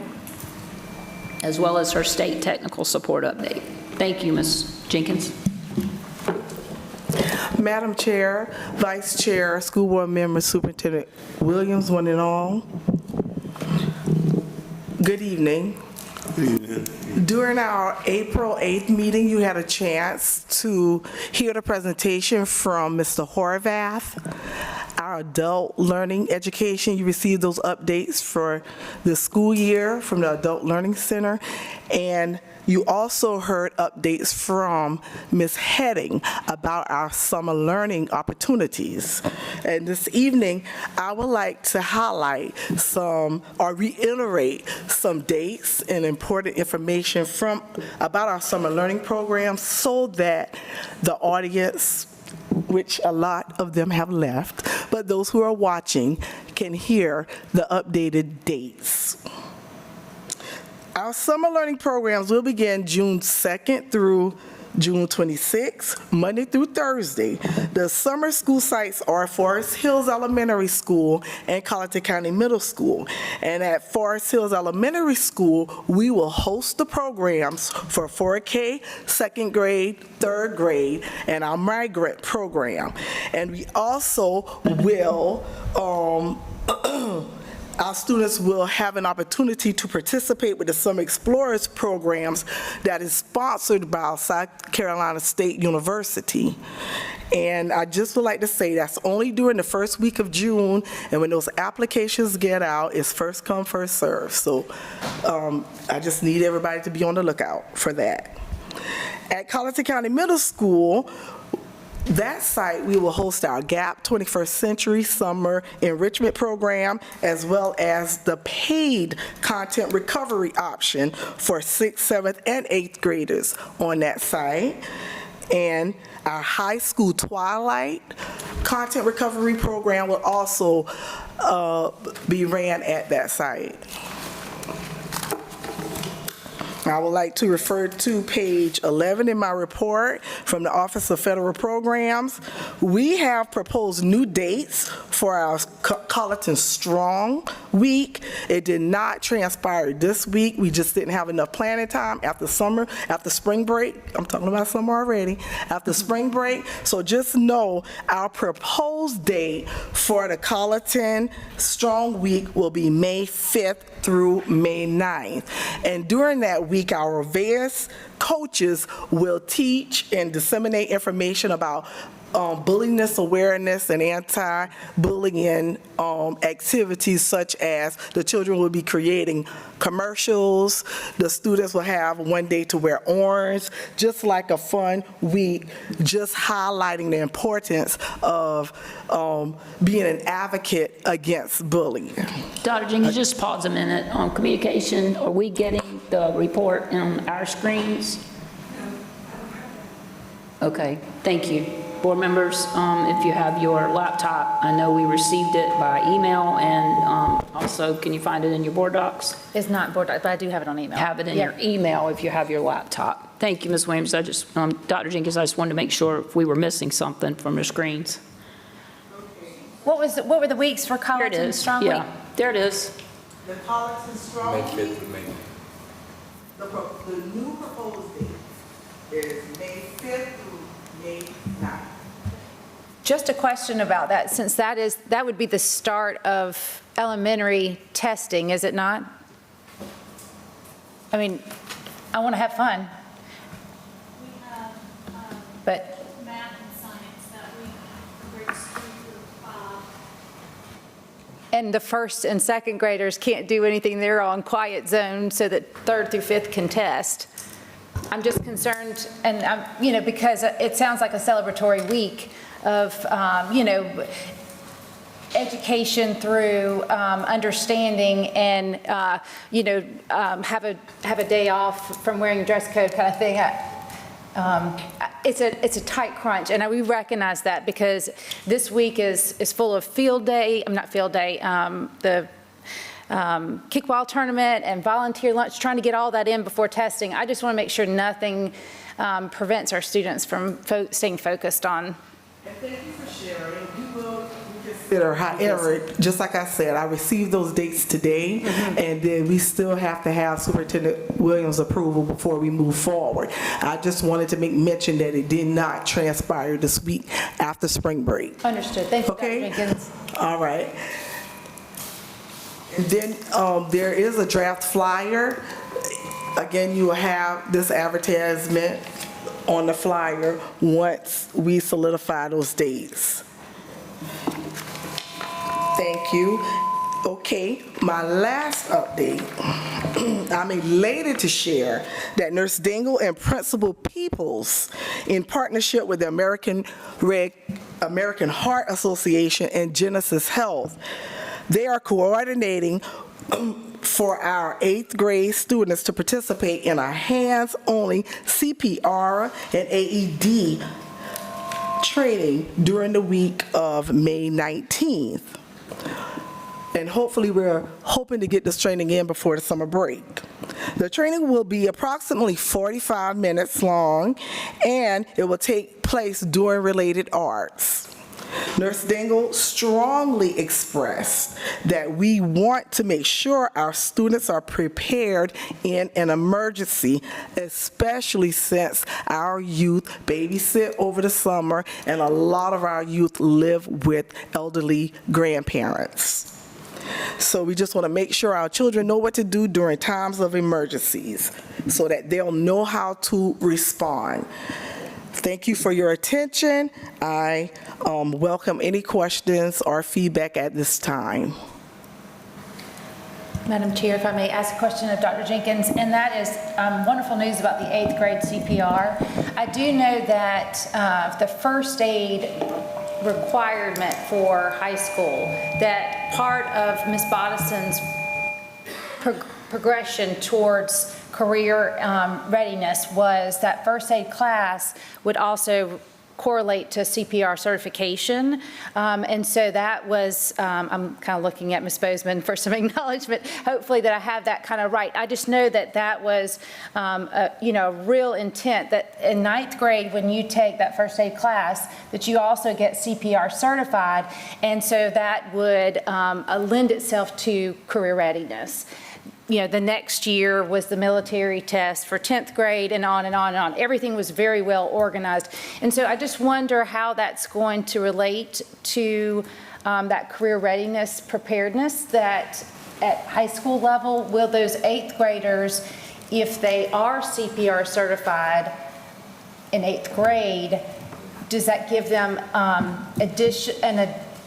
leg up on that next year preparation for first aid? If you could get back to us on that, that would be just interesting to know how it would benefit our high school career readiness as they, because as an 8th grader, they're entering into that stage of not state testing as much as the secondary preparedness of career ready. Yes, ma'am. And I do know this program will not be as intense. However, they just want to make sure children are trained on tips of what to do and how to respond when their loved ones or someone that they know are in crisis. Well, if there's any way that we get credit for it, just if they're taking it in 8th grade and then, as 9th grade comes around, that we get an extra star on our college and career readiness assessment from the state, then I hope we can get it. Yes, ma'am. Thank you. Are there any more questions at this time? Thank you. Was there anything on the state technical support update or just in our report? Oh, it's in your board report, and we're continuing to receive support from Ms. Smalls. However, she will be in the district Thursday. Thank you. Thank you for that. Any other information? Thank you. We look forward to good test scores, and thank you, Ms. Williams, for that report and for questions and comments, board members. We move now to our operational management. A safe, secure, and positive environment will be conducive for teaching and learning. We look forward, Ms. Williams, to our next report. We call Dr. Wright to come up before you. And the report is on your screen.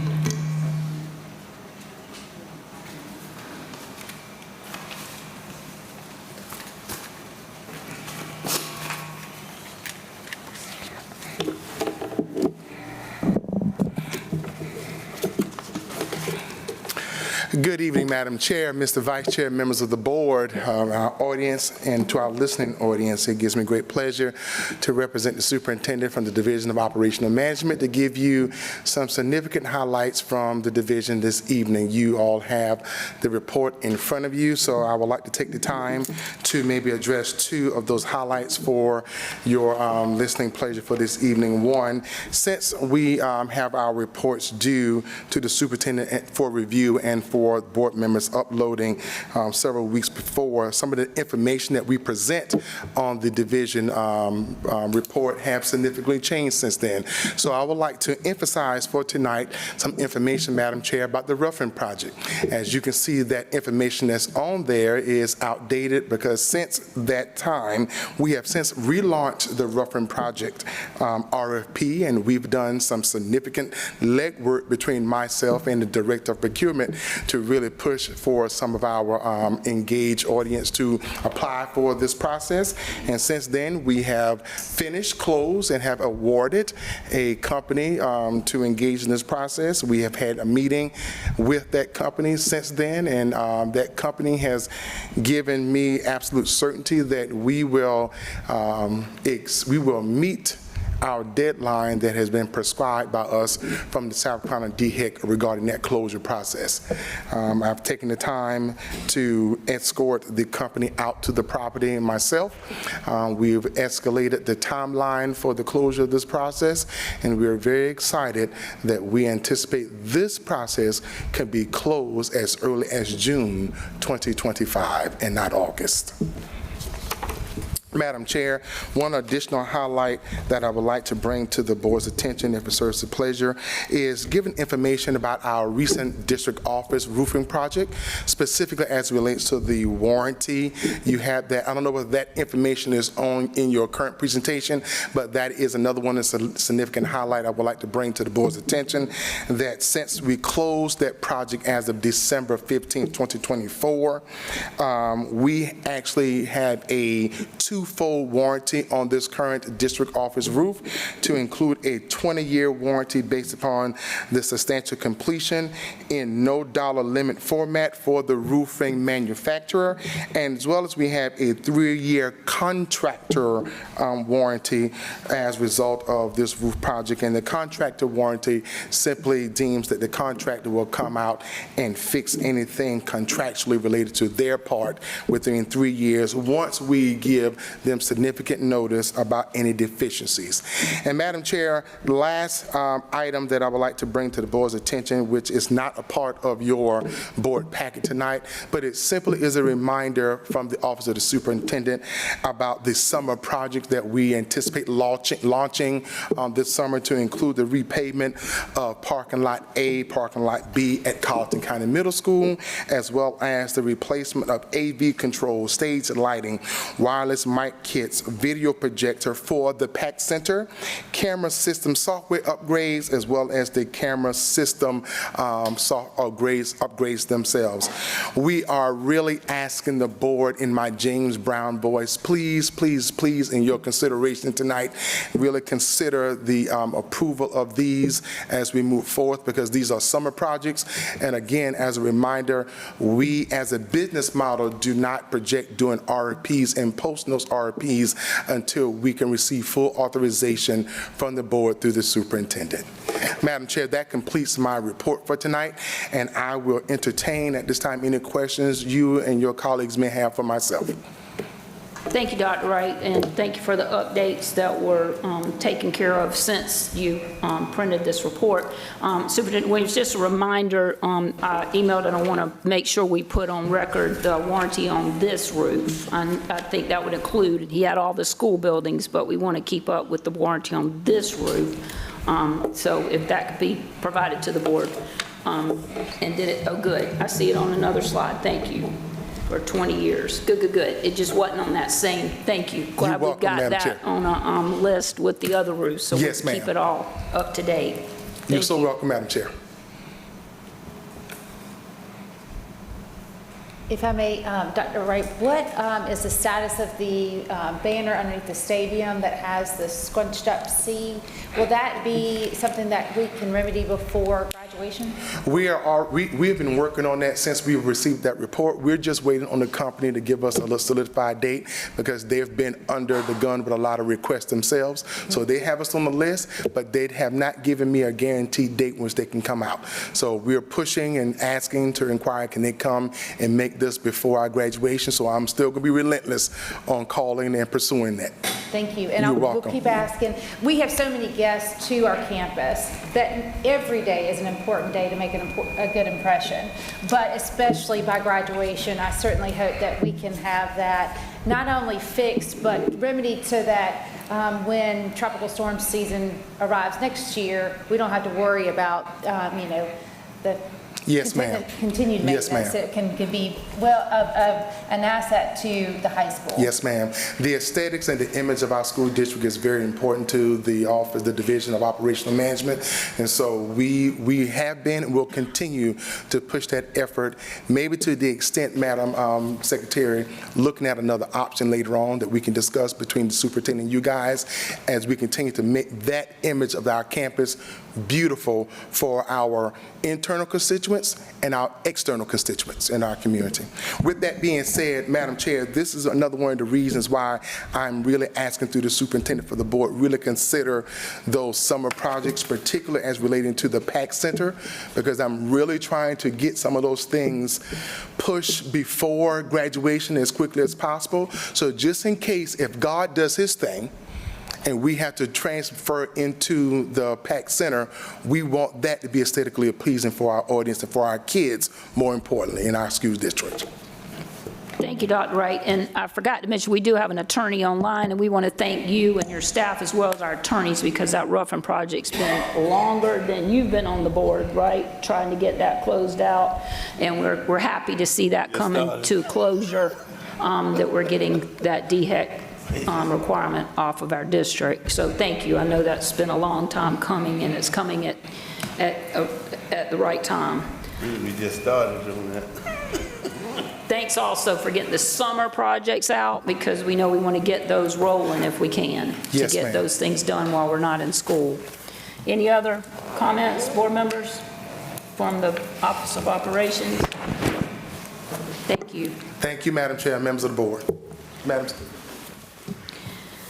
At this time, board members, we can skip over item number 12. We don't have any board members that need to attend electronically. We will have some attorneys that will be Zooming in for our meeting to give us legal advice. And at this time, I'll entertain a motion that we enter into executive session for the items 13.0123, discussion of employment matters, discussion of students' release and admission, and discussion of receipt of legal advice for property and contractual matters. Is there a motion? Madam Chair, I make a motion. We enter into executive session for the items 13.01 through 13.03 as just read. Is there a second? Second. Thank you. There's a motion and a second. As printed on our agenda, we have 3 topics we need to review. All those in favor of entering to executive session for those 3 topics, a right hand, please. Unanimous. We'll be entering into executive session, and when we return, we will consider action that needs to be taken in regards to those items. Thank you for being here, and we'll be back as quick as possible.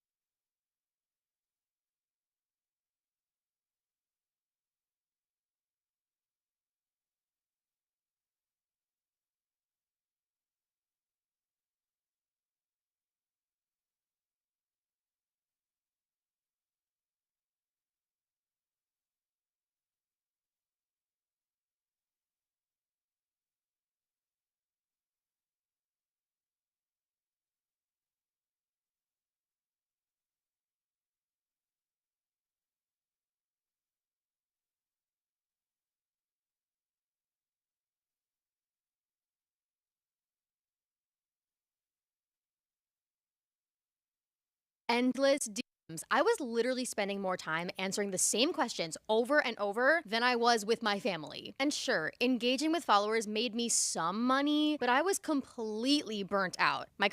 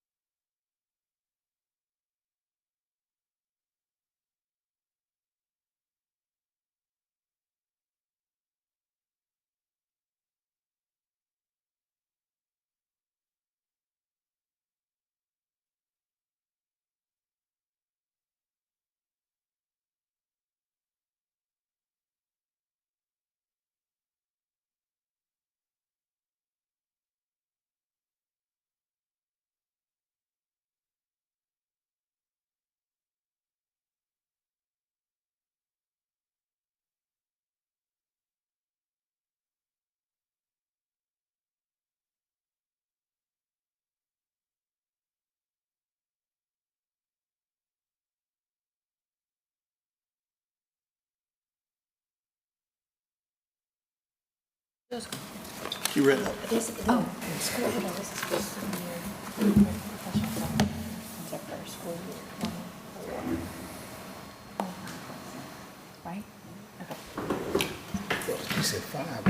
Board members, I'll entertain a motion that we enter back into open session. Madam Chair, I make a motion that we enter back into open session. A second. Thank you. We have a motion and a second that we enter back into open session. Thank you for those that have been patiently waiting for our return. Do we have any discussion? Having heard no discussion, all those in favor of entering back into open session, right hand. Thank you. Motion carries unanimously. Madam Chair, Yes, sir. I move that we take the previous motion on the budget off the table. Second. We have a motion and a second to take the the action that we put on the table for first reading off of the table. There's a motion and a second. Any discussion? In the hearing, no discussion. All those in favor, raise your right hand. All those opposed? One opposed. 6 in favor. Madam Chair, I move that we accept the reading of the first draft of the budget for the academic year 2025-2026. Second. We have a motion and we have a second that we approve the first reading, that's the first draft of the budget for the 25-26 school year. Any discussion? Madam Chair, I just want to say I am deeply saddened that this board is considering a first reading on a budget that continues to increase our budget while our enrollment continues to decrease. And I'm saddened that this board considers a first reading on a budget that draws a distinction between our certified and our classified employees. Thank you, Trustee Irwin. Any other discussion? Madam Chair, if I may, I just wanted to say that this board decided to further understand or work to understand some of the HR issues with regards to salaries so that we could better understand what it is we are approving. I do feel a little bit more comfortable on some of those issues and appreciate the clarification on the salaries and the considerations that this board is making. I do also understand that this is a first reading, and based on the input of this board, I feel confident that the second reading will come to us with other amendments based on the feedback that we provided this evening. And so it is because of that that I will trust this process and consider a first reading for the 2005-2006 budget. Other discussion? Hearing none, all those in favor of the motion to accept the first reading of the budget that we've been given, show by right hand. All those opposed? Let the record reflect there were 5 for the first reading and 2 opposed. Are there other motions to be considered? Madam Chair, I make a motion that we approve the professional staff recommendations for the 2025-2026 school year as presented, items 1, 2, and 3. Second. We have a motion and a second to approve the recommendations that were given to us, items 1, 2, and 3. Any discussion? Hearing none, all those in favor of accepting the motion to accept the recommendations given to us, 1, 2, and 3, right hand. Any opposed? Let the record reflect 1 opposed, 6 in favor. Are there other motions? Yes, Madam Chair, I make a motion that we accept putting out for bids item 1, 2, 3, 4, and 5. That's you? Second. We have a motion and a second for some contracts to be approved by our administrative staff. A motion and a second for items 1, 2, 3, 4, and 5. Any discussion? Madam Chair, just to make note that this is coming from the capital projects. This is not general fund operating budget consideration, and the urgency of these projects is necessary for the upcoming summertime, so that is why it received my consideration. Okay, we have a motion and a second. Any further discussion about the projects that were discussed to be approved? Hearing no further discussion for items 1, 2, 3, 4, and 5 to be approved, the contracts to be approved to go out, I'll take a show of hands for those in favor. Those opposed? Let the record reflect that we have 5 in favor of the contracts being approved and 2 opposed. Further discussion or further motions? Yes, Madam Chair, I make a motion that we accept the admittance of 1 and 2 students coming into Colleton County, and also I recommend that we allow students 1, 2, 3, 4 to be released from Colleton County. That is for the school year 25-26 that we accept the 2 acceptance and 4 release. There's a motion. Is there a second? Second. Motion and a second. Any discussion?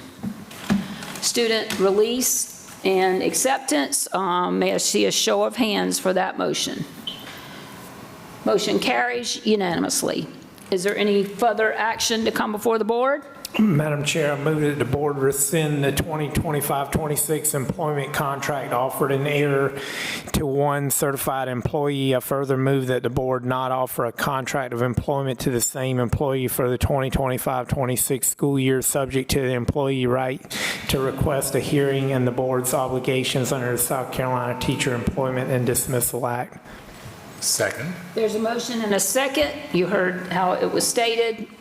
Any discussion? Hearing no discussion, all those in favor of the motion, right hand. Motion carried unanimously.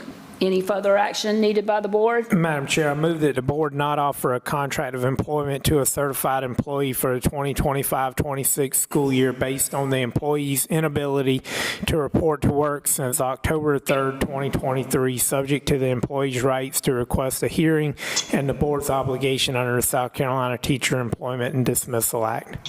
Second. Motion and a second. Any discussion? Hearing none, all those in favor of the said motion, show of right hand. Unanimous. Any other action before the board? Madam Chair, I'll make a motion that we adjourn. Thank you. Is there a second? We have a motion and a second. All those in favor, say aye. Aye. Ayes have it. Thank you, Allison.